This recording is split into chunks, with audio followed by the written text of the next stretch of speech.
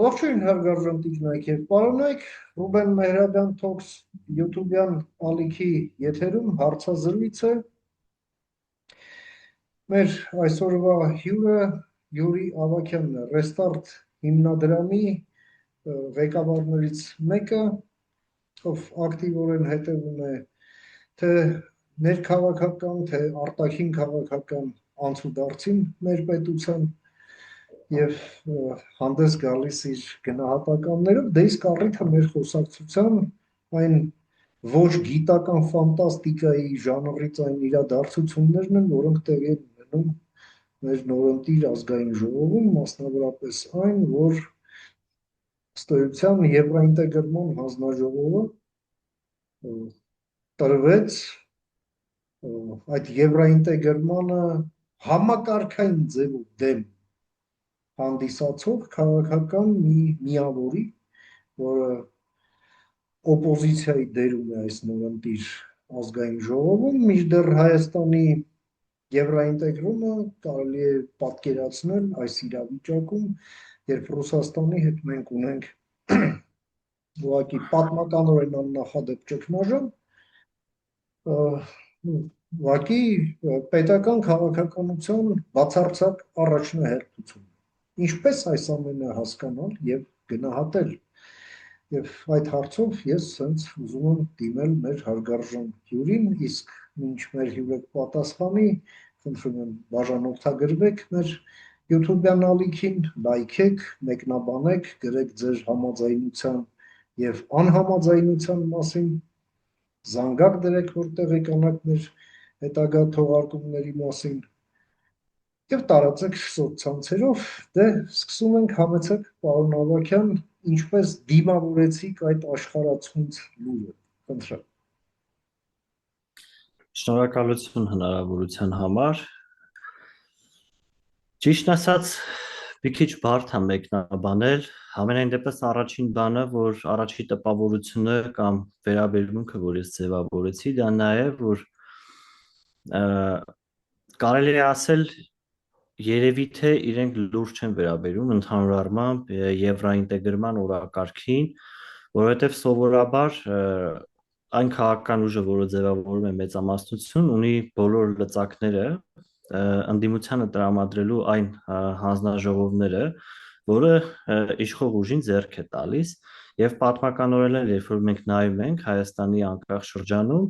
սովորաբար ընդդիմությանը տվել են այնպիսի հանձնաժողովներ, որոնք իշխանության աչքերում այդքան էլ կարևոր չեն եղել։ Օրինակ,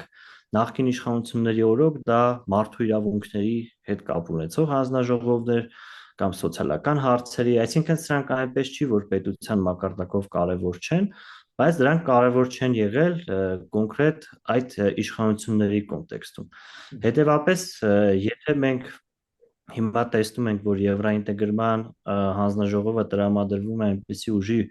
որը սկզբունքորեն դեմ է եւ չի հավատում Հայաստանի եվրոինտեգրման ապագային եւ մի բան էլ կարծում է, որ դա ուղիղ ճանապարհ է, որ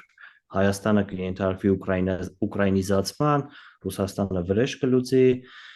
կլինեն տնտեսական սպառնալիքներ, հայ ժողովուրդը Ռուսաստանը հայ ժողովրդին այն օրը կգցի, որ մենք չենք կարողանա բազային հարցեր լուծել եւ այլն, սա արդեն խիստ մտահոգություններ է առաջացնում եւ մենք արդեն մի քանի ենթադրություններ պետք է անենք։ Կարող ենք շատ կոպիտ ենթադրություն անել եւ ասել, որ գործնական մակարդակում իշխանությունները չեն հավատում այդ եվրոինտեգրման օրակարգին, հետեւաբար դա ուղղակի տրամադրում են ընդդիմությանը։ Մյուս կողմից կարելի է նաեւ ենթադրել, որ իրենց օրակարգում է ավելի շատ կախվածություններից նվազեցումը Ռուսաստանից, բայց որևիցե միության չանդամակցելու հեռանկարով Հայաստանի ապագայի պատկերացումը, որը որ հակասում է հենց Փաշինյանի հայտարարություններին, ով ոչ միայն նմանատիպ հայտարարություններ արել է ներքին լսարանի համար, այլ նաև շատ բարձր ամբիոններից, հենց նույն եվրոպական ամբիոններից, միջազգային լրատվամիջոցներին, երբ որ իրեն ուղիղ հարց են տվել, ինքը ասել է Հայաստանը ես տարիներ անց տեսնում եմ Եվրամիության կազմում։ Եվ անընդհատ վերահաստատել է այդ մոտեցումը։ Եվ ես կարծում եմ, որ այս գործընթացին ազդակ առնելու առաջի հերթին միջազգային հանրությանը այն ինստիտուտներին արևմտյան, ովքեր որ դրականորեն են տրամադրված Հայաստանի արտաքին քաղաքական կուրսին, եւ վստահաբար շատ մեծ հարցեր են առաջանալու, մասնավորապես այն առումով, թե գործող իշխանությունը օրինակ ինչով է տարբերվում նույն ուժեղ Հայաստանից։ Պարոն Նաեւ Ավագյան, հա, հա, նաեւ մյուս հանգամանքները կան, մենք գիտենք, որ առաջիկայում սպասվում է այդ գազի շուրջ Գազպրոմի այդ բանակցությունները եւ նաեւ թեև Հայաստան մտնող գազի պայմանագիրը ինքը ներկայիս գնով, որը որ պնդում են $177.5 ռուսական կողմից, բայց ինքը քաղաքացիներին այդքանով չի հասնում, այլ Գազպրոմի միջոցով որ հասնում է դա մոտավորապես $392 է եւ հիմա օրինակ փոխվարչապետը հայտարարում էր Ռուսաստանի, որ այդ գինը կարող է հասնել $800 եւ նաեւ մեր կողմից եւ հանրային ծառայությունները կարգավորող հանձնաժողովի նախագահը եւ նաեւ տարածքային եւ ենթակառուցվածքների նախարարը խոսում են այն մասին, որ գազի գնի փոփոխություն չի լինի մինչեւ դեկտեմբերի 31-ը եւ հավանաբար այդպիսի փոփոխություններ կլինեն հունվար ամսին եւ կլինեն բանակցություններ ուստի այսպիսի քայլը այդ բանակցություններից առաջ կարելի է նաև ընկալել որպես Ռուսաստանին զիջում այդ գազի գները հավանական գները մեղմելու համար, որը որ պետքա բանակցվի Գազպրոմ Արմենիայի հետ, բայց Գազպրոմ Արմենիան դա ընդհանուր դուստր ձեռնարկություն է ռուսական այլ ոչ թե Գազպրոմի, որոշում այսինքն հա, այն նույն բանակցություններն են կապ չունի, այնտեղ կարճաժամկետ պայմանագիր կա գների հետ կապված հենց Գազպրոմ Արմենիայի հետ եւ այդ պայմանագրերի քննարկման հարցը ընկնում է եկող տարվա սկզբնահատվածին հետ ձմեռվա շրջանին եւ նաեւ պատահական չէր, որ Հայաստանից բարձրաստիճան պաշտոնյաներ այդ նախորդ ամիս այցելեցին հենց Իրան այդ գազի շուրջ քննարկումներ ունենալու Եվ ես կարծում եմ, որ նաև ինքը կարա կապ ունենա այս ռուսական հիստերիայի նաև գազի գործիքայնացման հավանական սցենարների հետ։ Պարոն Ավագյան, այսինքն ոնց պատկերացնենք այս խոսակցությունը, որ ասենք հարգելի կամ ոչ այնքան հարգելի ռուսներ։ Ահա ձեզ այս հանձնաժողովը եւ մեզ գազ տվեք նույն պայմաններով, որը լավ, վատ, բայց սովորենք։ Եվ ահա ռուսները հուզված այսպիսի ընծայից մեկ էլ ասում են, այ որ այդ մի բանն արեցիք, այ հանուն դրա մենք թողում ենք գազի գինը նույնը։ Դա լինող բան է։ Դե տեսեք, եթե նմանատիպ մեկ զիջում լինում է, հիմա ինչով ենք մենք երաշխավորված, որ այլ քայլեր չեն լինելու։ Այսինքն մենք հիմա ինչ ենք կարծում, որ հավելյալ ինչ որ այսպես պայմանական տրյուկներ կառավարության կողմից չեն լինի, եւ օրինակ վաղը մենք կզարթնենք ու չեմ էլ կարող մտածեմ, թե իրենք ինչ կասեն։ Օրինակ նոր համաձայնագրեր ինչ որ կստորագրեն Ռուսաստանի հետ, կամ չգիտեմ, խոսույթ էլ ավելի կմեղմեն Ռուսաստանի նկատմամբ։ Այսինքն մենք այս նաև այս սցենարը իհարկե միայն այդ հանձնաժողովով ես չեմ ասում, որ դա էկվիվալենտ է, հա, այդ երկու գործընթացներին, բայց ինքը կարող է լինել ազդակ, որ հավանական պրոռուսական քայլերից հեռու չէ այս իշխանությունը, այսինքն դա դրա ազդակը կարող է լինել, իմ ասածը դա է։ Հասկացա։ Պարոն Ավագյան, տեսեք, փաստորեն մի քիչ եթե ընդլայնում ենք ֆոկուսը, այնպեսի տպավորություն է ստեղծվում, սա տպավորություն է զուտ, որ ուղղակի պարլամենտի անլրջացում է տեղի ունենում եւ այս հանձնաժողովը չէ, որ իրականում զբաղվելու է եվրոինտեգրման հարցերով եւ այս հանձնաժողովը կամ ամբողջ պարլամենտը ուղղակի վերածվելու է մի արգելոցի, որտեղ մեկը կհարցնի թուրք տեսել ես թե չէ, մյուսը ԱԴՆ-ն իր հայրենիքն է եւ այլն, այդպես շարունակ խոսան, բան եւ այլ, բայց այդտեղ հարցեր մեծ հաշվով չեն լուծվի։ Ամենայն դեպս ներկայիս սահմանադրությունը թույլ է տալիս այդպիսի մանևրի, հա։ Դե իսկ հարցերն էլ կլուծի կառավարությունն ինքը, պարլամենտը մեկ-մեկ կերևա, երբ որ դա պետք է, Պարլամենտ կերևա, երբ պետք է մեծամասնությունը միացնի քվեարկության մեքենան եւ անհրաժեշտ օրինագիծ կամ որոշում վավերացնի, դա իսկ մնացածն էլ սենց ասեք, խոսեք, թամաշա, մարդկանց զբաղացրեք, գոլորշիա բաց թողեք եւ այլն եւ այդպես շարունակ։ Եվ այդ թամաշան ձեռք է բերում եւս մի կարևոր ուղղություն, դա եվրոինտեգրումն է, երբ այդ հանձնաժողովում այնուամենայնիվ քաղաքացիական պայմանագիրը մեծամասնություն է ունենալու քաղաքական եւ հանձնաժողովի որոշումները ոնց էլ լինի, ոչ թե նախագահի որոշումով է լինելու, այլ դրան անդամակցող քաղաքացիական պայմանագրի ձայներով է լինելու։ Ոնց հասկանաք ես ամեն։ Սա, այսպես ասենք, կենսունակ վարկած է, թե ես մի քիչ կոնսպիրոլոգիայի մեջ եմ։ Դե չէ, հա, որ բնականաբար գլոբալ նայում ենք, այսքան ժամանակ ազգային ժողովը միշտ էլ թեև մենք պարլամենտական երկիր ենք, բայց ինքը գործնականում եղել է հավելված կառավարությանը, այսինքն բոլոր հիմնական որոշումներն էլ տեղի են ունեցել կառավարությունում եւ հետագայում պարլամենտը ուղղակի դրանք վավերացրել է։ Հետևաբար նաև այս որոշումն էլ է ընդդիմությանը տալը Եվրոինտեգրման հանձնաժողովը, ես համոզված եմ, որ դա էլ է տեղի ունեցել կառավարությունում։ Այսինքն քաղաքացիական պայմանագիր խմբակցությունը ինքը ինքնուրույն չի որոշել կոնկրետ պատգամավորների մակարդակով, թե իրենք ինչպես վարվեն։ Թե սրա տակ իրականում ինչ քաղաքականություն կա, բնականաբար այդ ամբողջը ես վերցանել չեմ կարող։ Համենայն դեպս ես կարող եմ ընդհանուր առմամբ խոսել այն ընկալումներից, որոնք կարող են ձևավորել տարբեր մեր միջազգային գործընկերների մոտ։ Իսկ այդ ընկալումները արդեն իսկ ձևավորվել են։ Իսկ թե հետագայում ինչքանով է հնարավոր այդ ընկալումները վերափոխել դեպի մեր պետական շահը, այսինքն դեպի եվրոինտեգրման գործընթացը, սա արդեն կախված է կառավարության հետագա գործողություններից։ Հիմա ես որ ընդհանուր առմամբ նայում եմ, օրինակ նույն գազի թեման,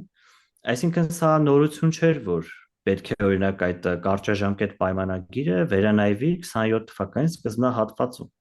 Եվ հետևաբար արդյոք կարելի է այս առումով որոշակի օրինակ քայլեր իրականացնել Հայաստանի էներգետիկ անկախության ամրապնդման ուղղությամբ։ Այս առումով իրականում ոչինչ չի արվել, հաշվի առնելով այն հանգամանքը, որ գաղտնիք չի, որ Ռուսաստանը չկա այնպիսի գրեթե չկա post-սովետական երկիր, որի նկատմամբ գազը չի գործիքայնացրել։ Եթե մենք նայում ենք Մոլդովայի օրինակը, նույնիսկ 21 թվականին այնտեղ մատակարարումները 1/3-ով կրճատվել են, այսինքն ոչ միայն գնի խոսակցություն է եղել։ Այդ նույնը տեղի է ունեցել Վրաստանում գնի հետ կապված ոչ թե մատակարարումների դեռ 2000-ականներին, երբ հեղափոխությունը տեղի ունեցավ, նույնը եղել է արևելաեվրոպական այլ երկրների նկատմամբ, Ուկրաինայի նկատմամբ տարբեր փուլերով է եղել 2006, 9, 12 թվականներին, նաև այդ մատակարարումների խափանումներն են եղել։ Այսինքն, եթե դու գնում ես դեպի եվրոինտեգրում եւ գիտես, որ էներգետիկ առումով 65%-ով ընդհանուր դու կախված ես մեկ երկրից, արդյոք տրամաբանական չի որոշակի քայլեր իրականացնել համապատասխան հետևանքները մեղմելու համար։ Եվ երբ որ մենք այս քայլերը գործնականում չենք տեսնում, այդ սկեպտիցիզմը առաջանում է այստեղից։ Նույն է ստորգետնյա պահեստների հարցը, նույն գազի հետ կապված, որ մենք այս պայն Աբովյանում ունենք, բայց այդ ձմեռային ռեժիմով ինքը հերիքում է 8-ից 11 օր։ Այսինքն հիմա հնարավոր չէր այդպիսի պահեստավորման ինչ որ մեխանիզմներ մշակել։ Կամ ընդհանուր առմամբ բնական գազի սպառումը Հայաստանում 15-ից 18%-ը գնում է միայն մեքենաների վրա։ Օրինակ չկար այնպիսի գործիքակազմ, որ գոնե այս առումով հարցը մեղմել հենց այն պայմաններում, երբ որ կան ավելի էլեկտրական շատ ու շատ ավելի մատչելի տարբերակներ։ Միևնույն ժամանակ նույն օրինակ Իրան այցը գազի թեմայով տեղի ունենում նախորդ ամիս կամ վերջերս։ Այսինքն ասածը նա է, երբ որ արդեն դու գիտես, որ մոտ 30 տարի Ռուսաստանը այդ նույն բանը տասնյակ երկրների հետ արել է եւ դրան զուգահեռ դու ոչինչ չես անում եւ հասնում այսօրը, բնականաբար ինպես մարդկանց մոտ որոշակի սկեպտիցիզմ առաջանում է, բայց եթե ես տեսնեի, որ այս գործընթացները տեղի ունենում են, իհարկե ես այս կարծիքը չի ունենա։ Միևնույն ժամանակ հիմա եթե լավ ենթադրենք թանգանում, օրինակ կրկնակի թանգանում, բայց այդ թանկանալու դիմաց մենք ինչ ենք ստանալու։ Արդյոք օրինակ լավ ասելու ենք, դե եթե դուք թանկացնում եք, մենք է օրինակ պետականացնում ենք Հարավ-Կովկասյան երկաթուղին, որովհետև դուք մեր երկաթուղային ակտիվները պահում եք պատանդի տակ։ Որովհետև արդյոք դա նորմալ է, որ երբ որ հարևանները նույն Թուրքիան ու Ադրբեջանը իրենք միջև Հայաստանի սահմանը վերանորոգման ուղղված աշխատանքներ են իրականացնում ու Հայաստանը պարապ ձեռները ծալած նստած է։ Այս պարագայում մենք որովիցե քայլեր իրականացնելու ենք, թե չէ։ Հիմա եթե մենք բան չենք անում, գինը միևնույնն է թանգանում է, իհարկե այս Եվրո հանձնաժողովի դա ես ասում եմ, սա ուղղակի ազդակ է, էլի, ոչ թե սա ինչ-որ կոնկրետ զիջում է, որ Ռուսաստանը ուրիշ զիջում անի, ուղղակի իմ կարծիքով սա ազդակ է, որ մենք էլի զիջումներ կարող ենք անել։ Բայց համենայն դեպս ես գործուն քայլերի կողմնակից եմ ու ես շատ լավ հիշում եմ, որ երբ որ ամենապետքական պահին Ռուսաստանը սկսեց զենք չմատակարարել Հայաստանին եւ դա ամենաշատ հենց Հայաստանին էր պետք, դրանից հետո միևնույնն է 20 թվականից հետո Հայաստանը խելքը գլուխը չհավաքեց, Հայաստանը խելքը գլուխը հավաքեց 2022 թվականի սեպտեմբերին,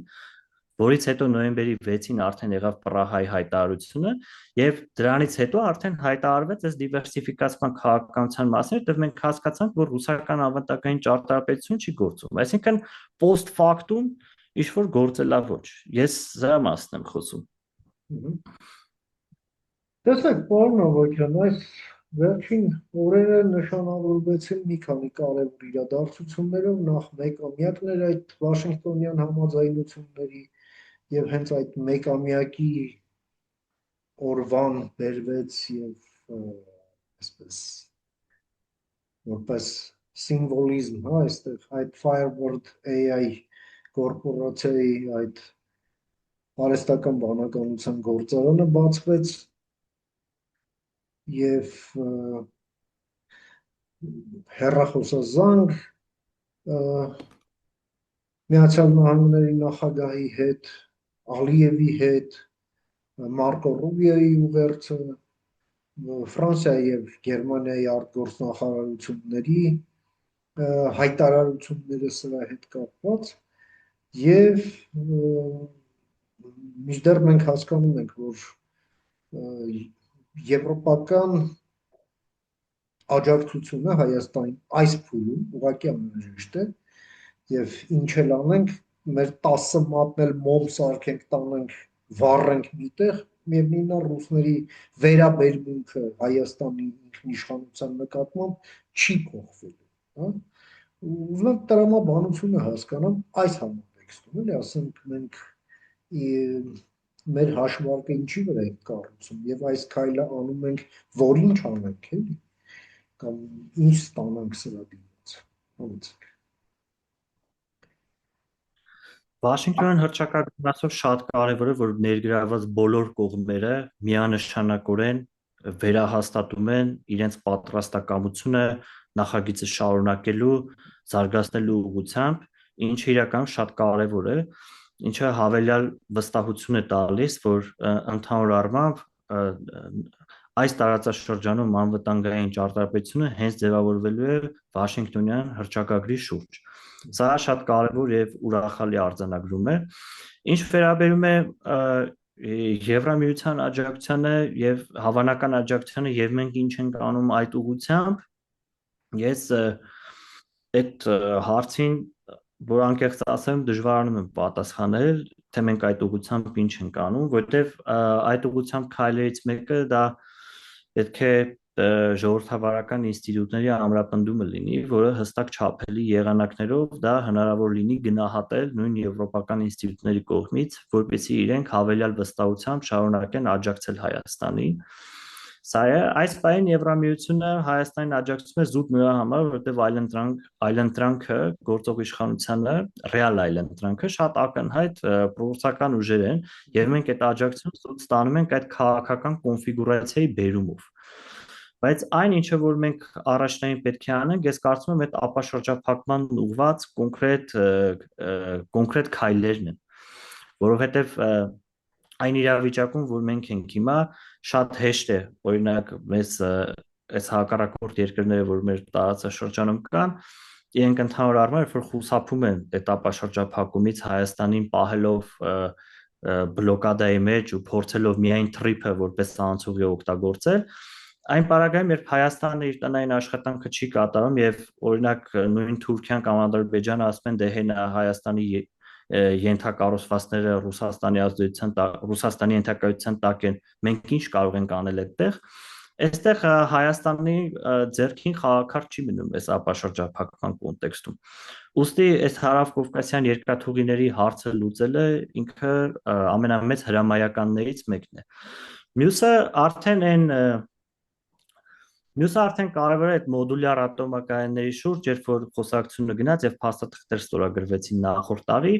այդ գործընթացով առաջընթաց ապահովելն է, որի մասին լուրեր չկան։ Իհարկե Firebird-ը շատ լավ է, որ այդ AI գործարանը բացվեց, նաեւ այդ հանդիսավոր արարողությունը եղավ,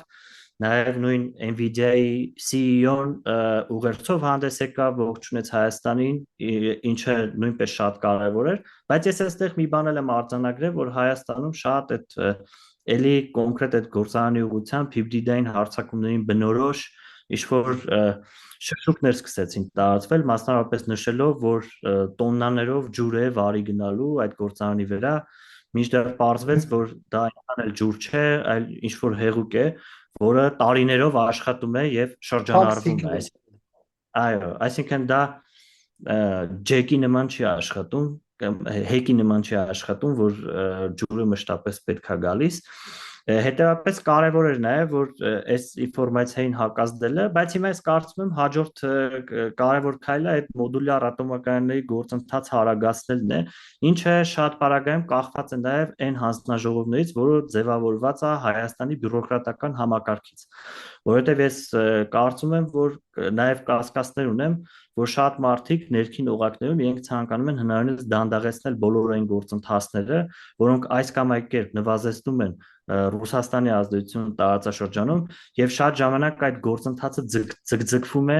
նմանատիպ բաների բերումով, ոչ թե օրինակ ընդհանուր պայմանավորվածությունները վատն են կամ այն թղթերը, որոնք որ պայմանավորվածությունների հիմքում են, այնտեղ པարզ գրած չի, թե ինչ պետք է լինի։ Հետևաբար, եթե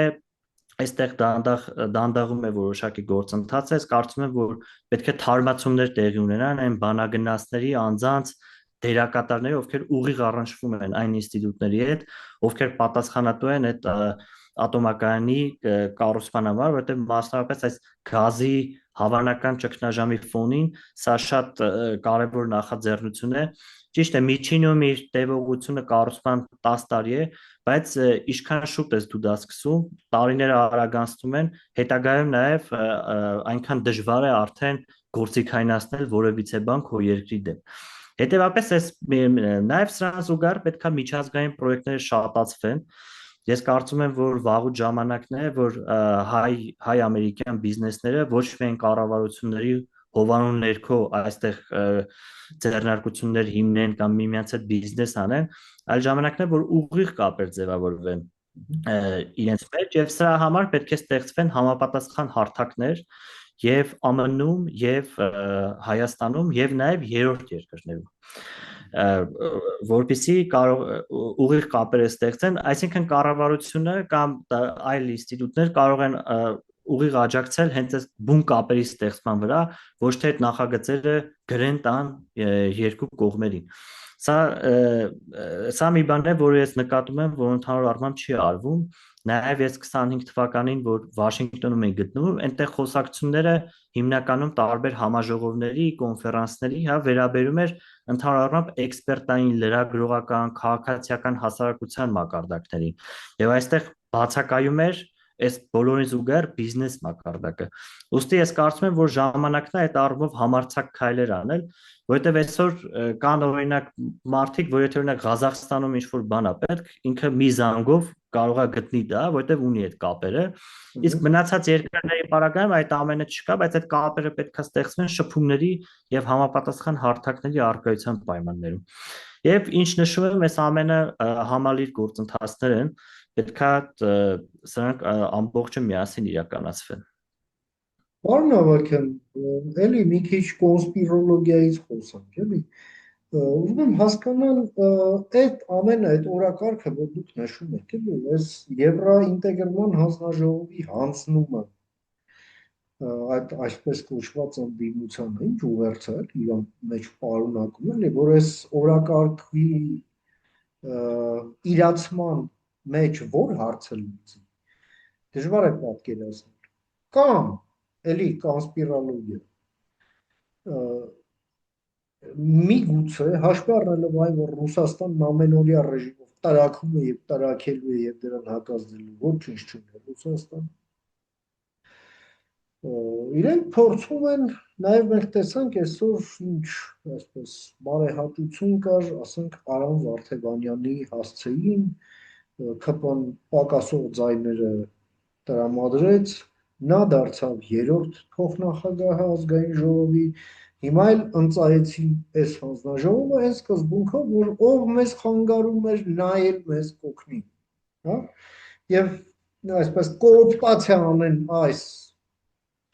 հակառակվող ուժերին հենց այս process-ի մեջ մի կողմից էլ բացատրելով կամ փորձելով բացատրել, որ այն ձեր իմացած Ռուսաստանը տարաքում է ամեն օրը, դե գործ չունեք։ Կոպիտ ասած շառը, հեսա լուրջ գործով ձեզ դաշտ ենք բացում եք աշխատեք, հա էլի քննադատեք եւ այլ եւ այլ եւ այլ, բայց ուղղությունն է սա։ Ահա, սա տալիս ենք ձեզ լրիվ հանգիստ, որ միևնույնն է կուդավի ձենիցս։ Թե ես մի քիչ էլի կոնսպիրոլոգիայի մեջ եմ։ Ես ճիշտ ասած իրենց կոնկրետ ներկայիս ընդդիմության քաղաքական գծի փոփոխությունը չեմ պատկերացնում, որովհետև իրենք ի սկզբանե դաշտ են եկել կոնկրետ օրակարգով, այսինքն իրենք մինչև վերջել այդ օրակարգը սպասարկում են եւ իրենց խոսույթից տպավորություն չկա, որ կլինի փոփոխություն։ Այսինքն իրենք ընդհանուր առմամբ ունեն աշխարհայացք, որ Ռուսաստանը դա միակ դաշնակիցն է, իսկ մնացած երկրները գործընկեր են։ Ում հետ կարում ես փող աշխատես, աշխատի, աջակցություններից կարողանում ես օգտվես, օգտվի, բայց սա կարևոր հարցերը Ռուսաստանի հետ։ Այսինքն սա ոչ միայն ինքը ռազմավարություն է պատկերացումը, այլ սա ընդհանուր աշխարհայացք է, հա, հայ ժողովրդի փիլիսոփայական ինչ որ դիրքավորվածություն է, որը ես կարծում եմ փոփոխման ենթակա չի կոլեկտիվ առումով։ Գուցե որոշ մարդկանց մոտ ժամանակի ընթացքում մասնավորապես այն երիտասարդներին, որ բերել են ազգային ժողով ու հարցնում են, տես թուրք տեսել եք, չեք տեսել, գուցե այդ սերունդը վաղը մյուս օր փոխվի, հասկանա, որ իրանք այսքան տարի անիմաստ ինչ որ բաներով էին զբաղված եւ աշխարհայացքային փոփոխություն տեղի ունենա, բայց որ գլոբալ առումով այդ ուժը ունենա աշխարհայացքային փոփոխություն, ես դա իրատեսական չեմ համարում։ Իսկ թե ինչի են իրանք ապահովում, ես կարծում եմ, որ քաղաքացիական պայմանագիրը հիմնական մոտեցում ունի, որ գոնե ազգային ժողովները, քանի որ հեղինակությունը շատ ընկած է ազգային ժողովի, գոնե որոշակի մթնոլորտ ապահովեն, որ անկախ նրանից ով ինչ քաղաքական հայացքներ ունի, ազգային ժողովը լինի մի քիչ դիտելու ենթակա կամ հասուն մարդկանց տեղ եւ իրենք փորձում են այդպիսի մթնոլորտ ստեղծեն, որը ընդհանուր առմամբ կարծում եմ սխալ մոտեցում չի, այսինքն կապ չունի իմ հետ, թե իրենց աշխարհայացքը տենց է, այդ մարդիկ միևնույնն է 23% ձայն են ստացել, եկել են խորհրդարան, հիմա իրանց հետ պետք է աշխատել, այսինքն մենք հետո չենք կարող ասենք, որ ժողովրդի շրջանում չկան նման եղանակով մտածող մարդիկ, էլի։ Հետևաբար ինքը միշտ էլ ճշմարտության բացահայտումը պետք է բարեկիրթ խոսակցությունների բերումով լինի, ուստի ես այդ մոտեցումներին, որ օրինակ ես դեմ չէի, որ Վարդևանյանը ընդունեց, այսինքն նախորդը մենք հիշում ենք, որ Իշխան Սաղաթելյանը սկզբից ընդունեց, հետո հրաժարվեց, կա ինչ-որ նման բան, բայց հիմա որ ընդունում են գոնե կառուցվածքային առումով, կանոնակարգային առումով աշխատում են այնպես, ինչպես սահմանված է, եւ նաեւ կարողանում են այնպիսի խոսույթ օգտագործել, որը նողկանք չի առաջացնում, օրինակ հասարակության այն շերտերի մոտ, ովքեր նայում են այդ եթերները, դա ես կարծում եմ դրական զարգացում է եւ ես իրոք դրական եմ գնահատում այդ զարգացումները ու դրա դեմ ոչ մի բան չունեմ։ Շնորհակալ եմ, պարոն Ավագյան, ձեր այս դիտարկումները եւ գնահատականները մեր մեր ուրեմն հետևորդներին եւ մեր այս զրույցին հետևողներին ներկայացնելու եւ ձեր ժամանակից մեր եթերին տրամադրելու համար։ Շնորհակալ եմ, որ այս առաջին հարցազրույցին Ռուբեն Մեհրաբյան Talks ալիքին համաձայնեցիք, հուսով եմ վերջինը չի այս խոսակցությունը։ Ամենայն բարիք։ Ես էլ եմ շնորհակալ, հաջողություն։ Այսօր այսքանը հարգարժան տիկնոջ եւ պարոնայք, մինչ նոր հանդիպում ամենայն բարիք։